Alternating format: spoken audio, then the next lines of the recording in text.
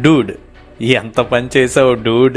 Movie చూసి ఇప్పుడే వచ్చాను. మూవీ చూసాక నా ఫీలింగ్ ఇంతకాడికి నాకు కోసి పంచాయతీ గంజి బాజాలు టైం బొక్క. నిజంగానే చాలా ఎక్స్పెక్టేషన్స్తో వెళ్ళానేమో. ప్రదీప్ మచ్చా కదా, మినిమం గ్యారంటీ మూవీ ఇస్తాడులే అనుకున్నా.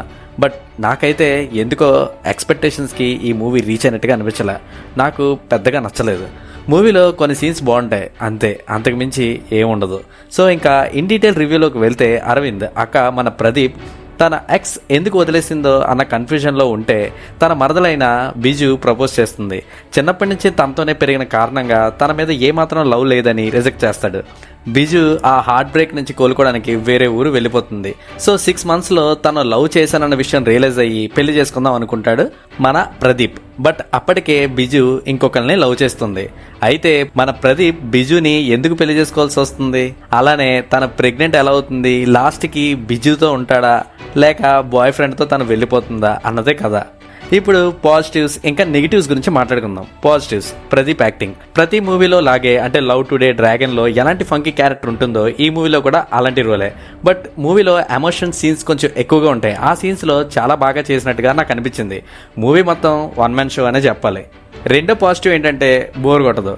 మూవీ ఎక్కడ బోర్ కొట్టిన ఫీలింగ్ ఉండదు. అది ఫ్లోలో వెళ్ళిపోతూ ఉంటుంది, మనకు నచ్చినా నచ్చకపోయినా. ఇంకా మ్యూజిక్ బై అభయంకర్ బాగుంది. ఫస్ట్ మూవీగా బాగానే కొట్టాడు. ప్రదీప్ యాక్టింగ్ కాకుండా ఏదైనా ప్లస్ పాయింట్ ఈ మూవీలో ఉందంటే అది మ్యూజిక్కే. ఎమోషనల్ సీన్స్లో వచ్చే బీజిఎం బాగా వర్కౌట్ అయింది. ఇంకో పాజిటివ్ ఏంటంటే మంచి మెసేజ్ ఉంటుంది, కానీ ఎన్నో మూవీస్లో ఇచ్చేసిన మెసేజే. నాకేం కొత్తగా అనిపించలేదు. మీకు అనిపించిందో లేదో చూసి కామెంట్ సెక్షన్లో తెలియజేయండి. ఇప్పుడు నెగిటివ్స్.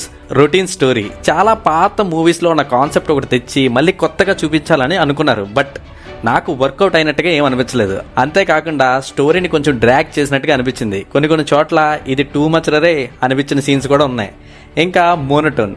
మనోడి యాక్టింగ్ బాగుంటుంది, అలానే ప్రతి మూవీలోని ఒకే క్యారెక్టరైజేషన్, ఒకే కైండ్ ఆఫ్ స్టైల్, ఒకే కైండ్ ఆఫ్ స్టోరీస్ తీసుకుంటే ఇంకా ఎన్నిసార్లు రా అని అనిపిస్తుంది.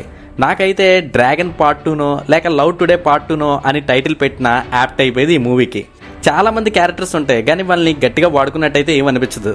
ఫర్ ఎగ్జాంపుల్ సత్య అసలు ఎందుకు ఉన్నాడో అర్థం కాదు.